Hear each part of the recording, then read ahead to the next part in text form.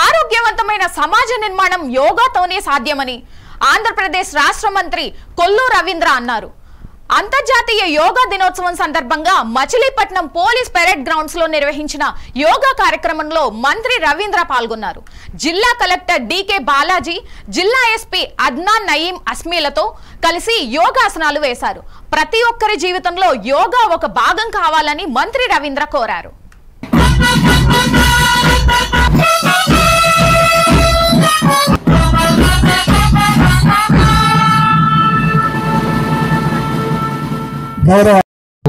మన ఆరోగ్యాన్ని చాలా చక్కగా పెట్టుకునే అవసరం ఎంతో ఉంది.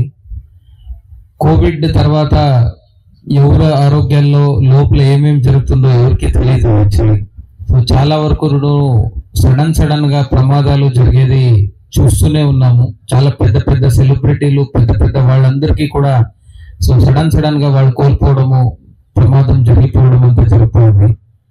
మళ్ళీ మనం ఇప్పుడు చాలా సైంటిఫికలీ అడ్వాన్స్ అయిన తర్వాత, టెక్నాలజికల్ అడ్వాన్స్ అయిన తర్వాత మా పనులన్నీ ఈజీ చేసుకున్నాము. బాడీలో ఉన్న ఆర్గన్స్ కూడా చాలా రెస్ట్ ఇచ్చేసాం కనుక ఒక రకమైన అనవసరమైన అంటే గతంలో రాని చాలా జబ్బులు అందరికీ కూడా రావడం జరుగుతుంది. అది అందరికీ తెలుసు. ఈ నేపథ్యంలో life style related diseases, diabetes ఉండొచ్చు, బీపీ ఉండొచ్చు, ఇవన్నీ కూడా పెరుగుదల ఉంది. ఇండియాని diabetes capital of the world అంటారు. సో కానీ దీని అన్ని దానికి కూడా మేము రియాక్టివ్గా ఏదో మెడిసిన్ తీసుకుంటే అది కంప్లీట్ ఉపశమనం కాదు. మనం లైఫ్ స్టైల్ని ఎలా మార్చుకుంటాము అనేదే మనం ఎన్ని రోజులు బ్రతుకుతాము, బ్రతికినంత రోజులు ఎంత మెరుగ్గా బ్రతుకుతాము అనే దాన్ని నిర్ణయిస్తుంది. ఇక్కడ వచ్చిన యోగా టీమ్ కి, మన అందరి సిబ్బందికి మనకి గౌరవం ఉంది. ఇంటర్నేషనల్ యోగా డే 21 జూన్ కి మచిలీపట్నం డిపిఓలో సందర్భంగా అందరూ మీరు ఇక్కడ వచ్చారు. కలెక్టర్ గారు ఆల్రెడీ చక్కగా మాట్లాడడం జరిగింది.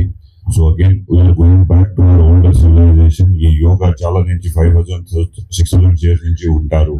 బట్ మధ్యలో we have forgotten our roots only. But again we're going back to our old roots. And చూస్తే యోగా మన బాడీ ఎట్లా ఉంది, మన బ్రహ్మాండం ఎట్లా ఉంది, it is how we're identifying our cells with the universe.